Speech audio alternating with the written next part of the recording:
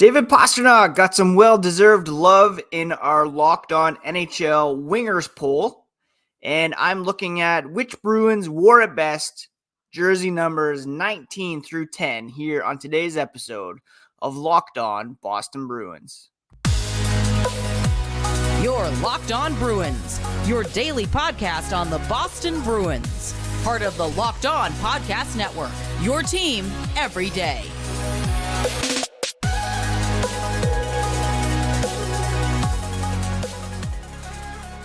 What is up, Bruins fans, and welcome back to the Locked On Boston Bruins podcast. I'm your host, Ian McLaren, and this is a daily show where we discuss all things Spoked B. Today is Monday, August 21st. Where is the summer going? And I want to thank you so much for making Locked On Boston Bruins part of your day every single day. Super simple to get on board. We are free and available wherever you get podcasts, including YouTube. So all you have to do, open up your favorite podcast app, go to YouTube, search up Locked On Bruins, smash that subscribe button, and each new episode will be automatically added to your feeds for you to download, listen, and enjoy every single day, because that's what we're all about here on the Locked On Podcast Network, your team every day. I hope you all had a great weekend. Crazy to think that, well, up here in Canada anyways, there's only 2 weeks left of summer. Labor Day is in 2 weeks today. School starts the next day. And then we will soon be into NHL training camps, exhibition season, the regular season. I'm getting pretty excited, even though, let's be honest, the Bruins won't be as good as they were last season. Nobody will be for perhaps quite some time. But what we do know is they have the number one ranked winger in the NHL, according to our recent Locked On player poll. That's right. Over the last couple of weeks, all the hosts at Locked On, from the 32 NHL shows, plus the fantasy show, prospect show, voted on who the best players are at each position, as well as logos, mascots, best players under 23.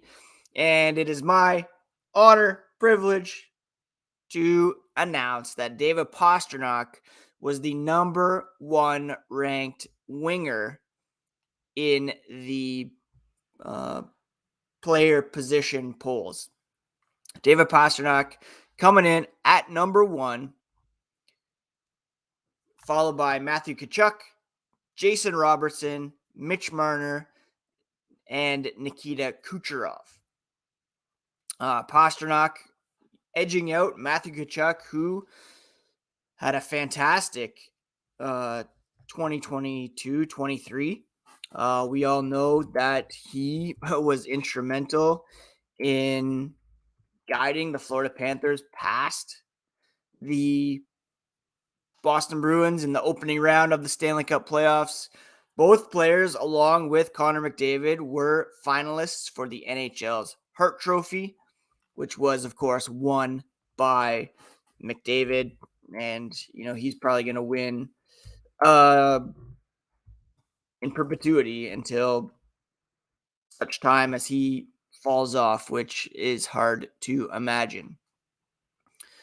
Last season, David Pastrnak, just a wrecking crew, 61 goals, 52 assists for 113 points, tied for third with Nikita Kucherov, who had 30 goals but 83 assists. McDavid, Draisaitl, who came in 1-2 in the center poll, leading the league. McDavid at 153, Draisaitl 128, far and away the best two players in the NHL. When it comes to points per game, though, Nathan MacKinnon had a bit of an edge, 111 in only 71 games. Pastrnak remained healthy all season long and had a point per game total of 1.38, which was tied with Tkachuk, who had 40 goals, 69 assists for 109 points in 79 games.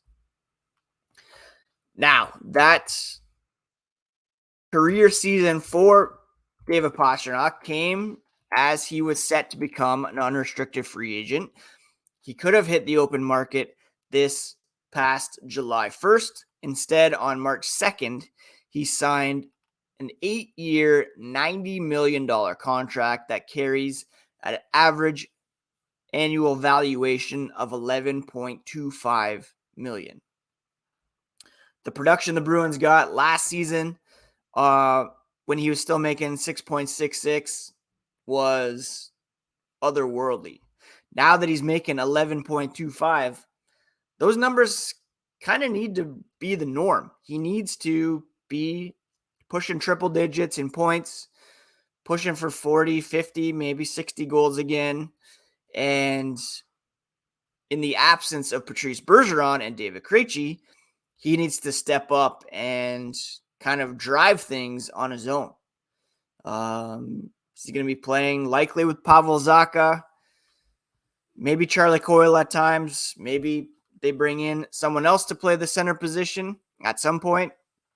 But Pastrnak, in order to maintain this number one winger status, can't rest on any laurels, and he needs to continue to produce, especially while making these big bucks. He's the Bruins' highest paid player, above Charlie McAvoy, who's at $9.5 million.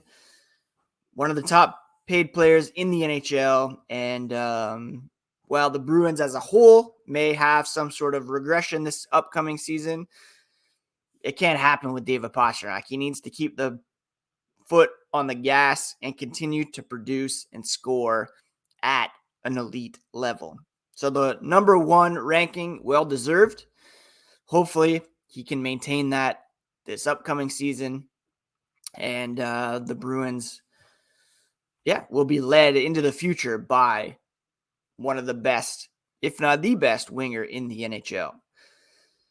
Kucherov at 5 came in ahead of Alex Ovechkin, Kirill Kaprizov, Mikko Rantanen, Artemi Panarin, and then I should add that Brad Marchand ranked on this list as well, coming in at 5, 6, 7, 8, 9, 10.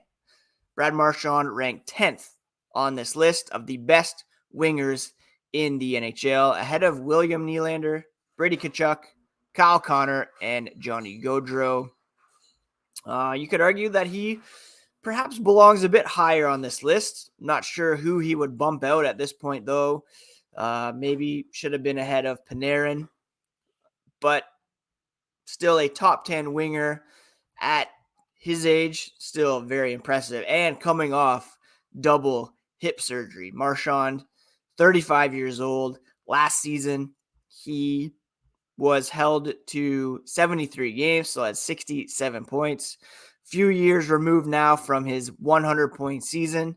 Probably won't sniff that again, but should still be around a point-per-game player for the Bruins. Although, without Brad Marchand in the mix, we'll have to see if he can maintain that chemistry with Charlie Coyle. So 2 Bruins wingers in the top 10 bodes well for, still a pretty good season. They should still be a playoff team with the likes of Marchand, Pastrnak leading things up front, McAvoy, Lindholm on the back end, Swayman, Allmark, and net. Still a pretty good core there, and the Bruins should still challenge for a playoff team, but we'll talk about that more coming up as we begin to preview 2023-2024.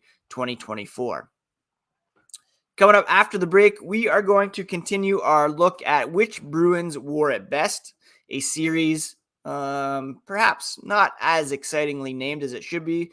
Maybe we'll call it the Bruins jersey number All-Stars, looking at numbers 19 through 10 here coming up after the break. Athletic Greens has a product that we are so excited about here at the Locked On Podcast Network because it really helps you get your daily nutritional insurance. It's a daily foundational nutrition supplement that supports whole body health. People drink it literally every day. before working out, before their morning coffee, and it makes them feel unstoppable, ready to take on the day. Feels like you're just doing something good for your body to start the day. It replaces your multivitamin, probiotic, and more in one simple drinkable habit.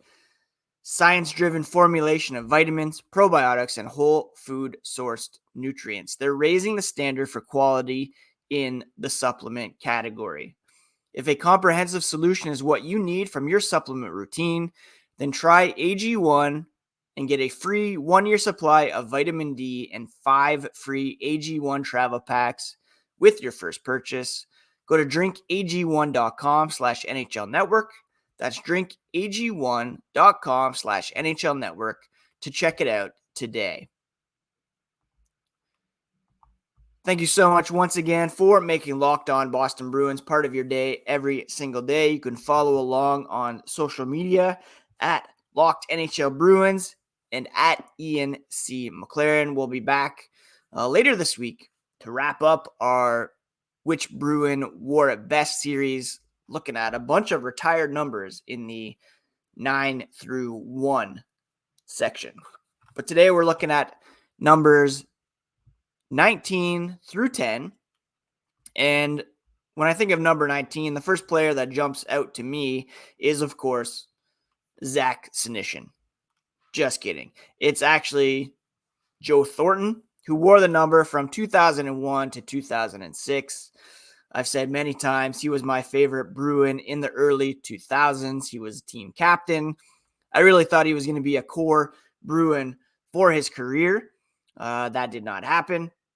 Tyler Seguin actually wore number 19 when the Bruins won the Cup in 2011. We all remember his instrumental performance in that game against the Tampa Bay Lightning that helped them get to the Stanley Cup final.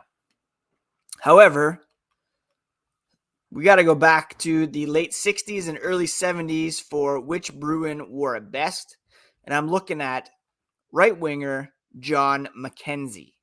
He played 7 seasons with the Bruins, 454 games, 169 goals, 396 points, and he was part of 2 Stanley Cup championships as a member of the Boston Bruins, 1970 and 1972, and he scored 17 points in each of those cup runs. 17 points in 14 games in 1970, 17 points in 15 games in 1972. Perhaps a name you're not super familiar with.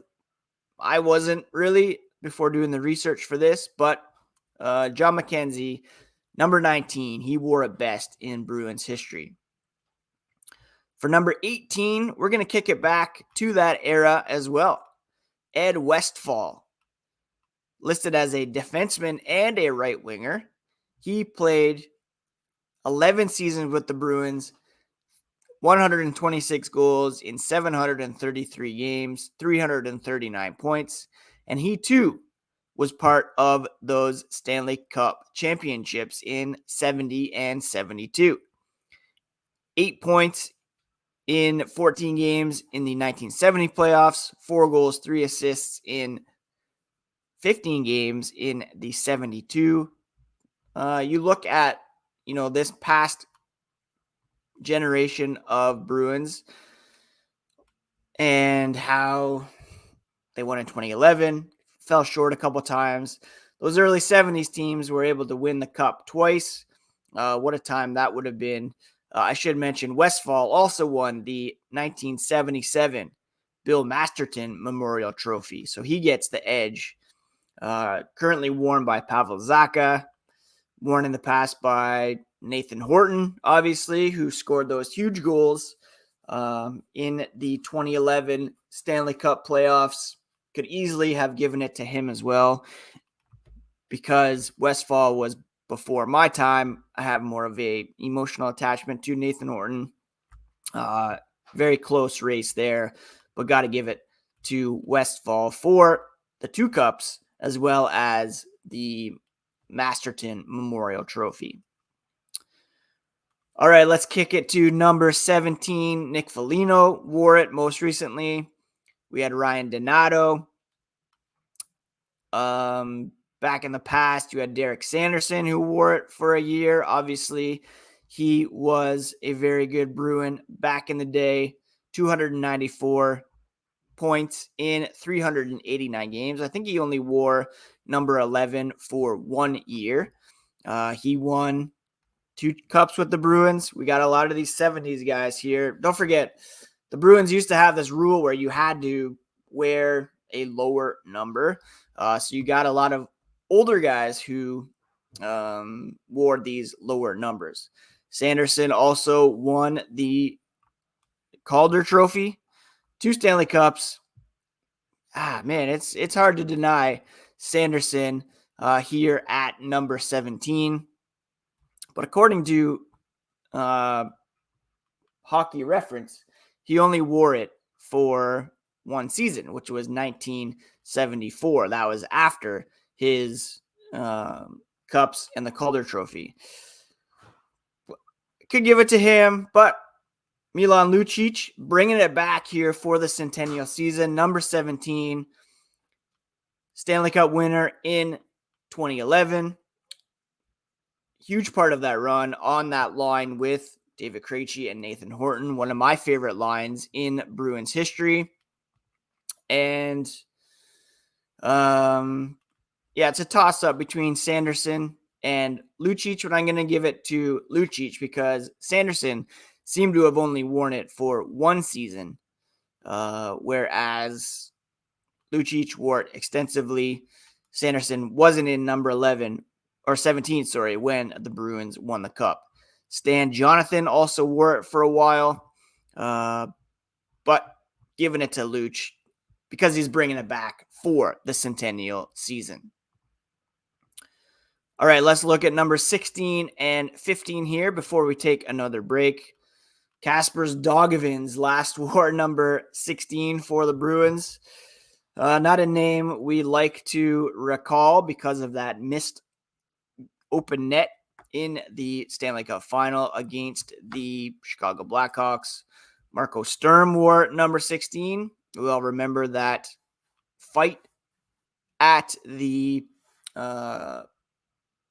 Winter Classic and his heroics in that game.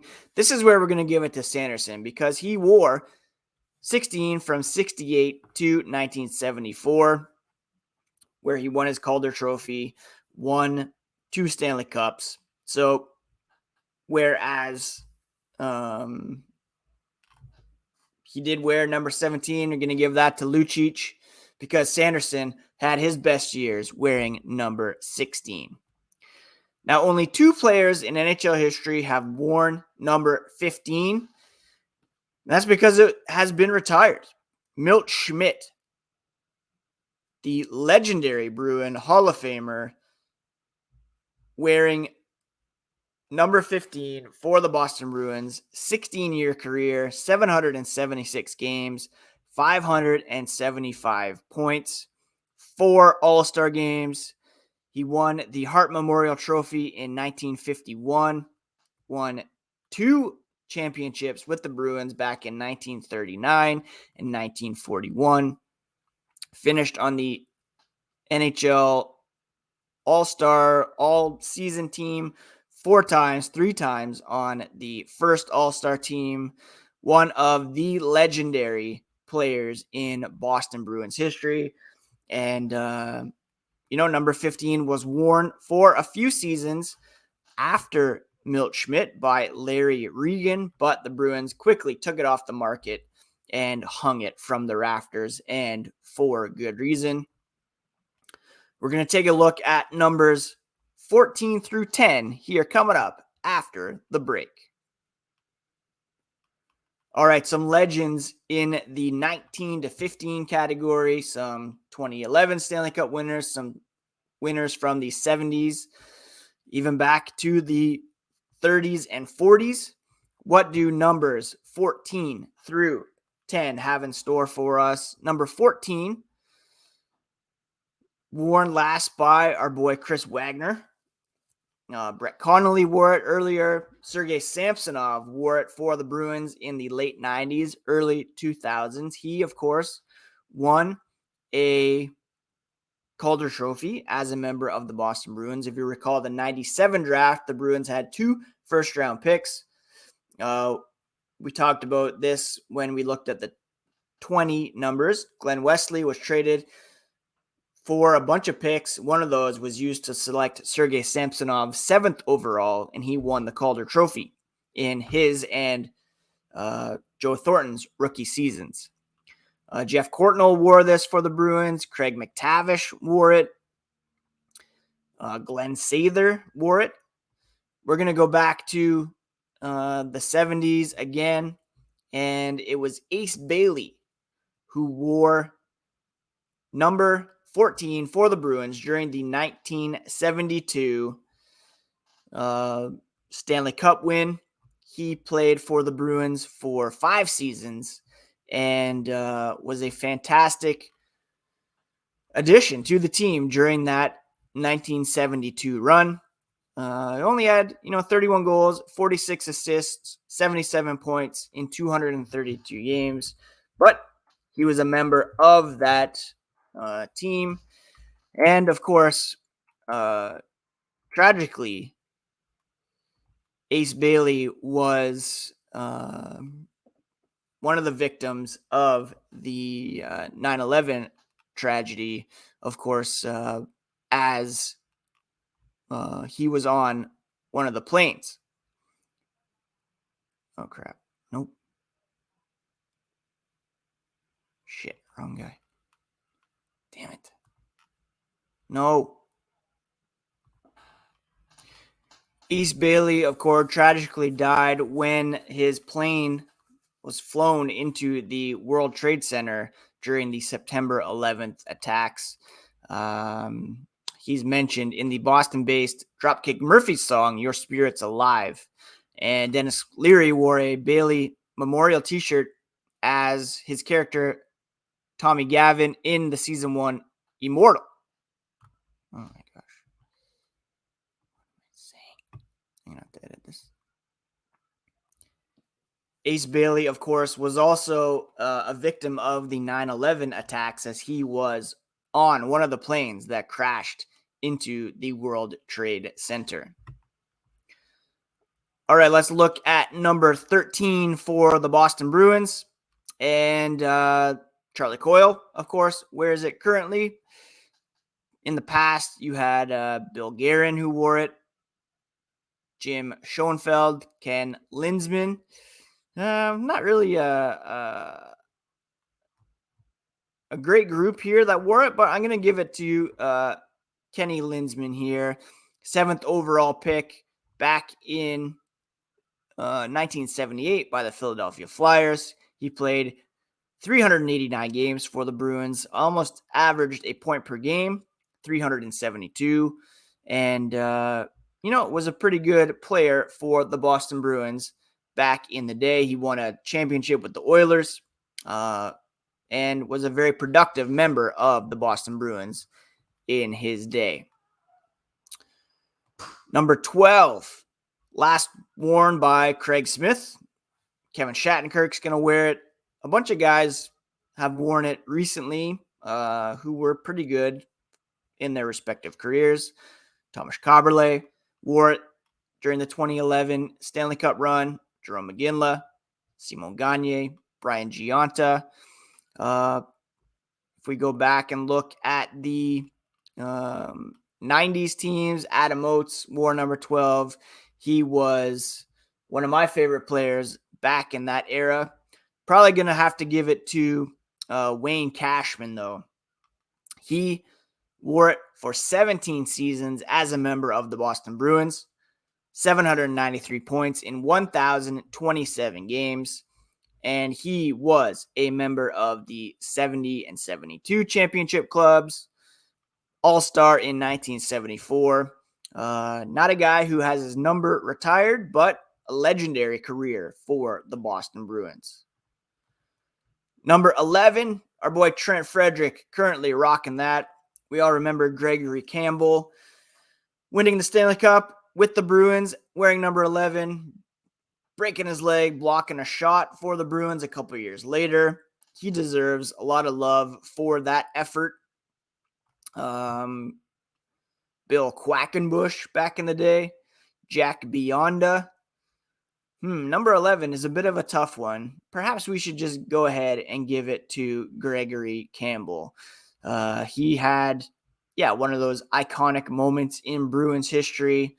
He won a Stanley Cup and broke his leg blocking a shot for the Boston Bruins in the playoffs. Doesn't get much more legendary than that. All right, let's finish off by looking at number 10 for the Boston Bruins. And we are going to look at several players who wore this number, not retired, I should mention. Again, once we get into the single digits, so many guys have their numbers retired there, which will make it easier to make a call.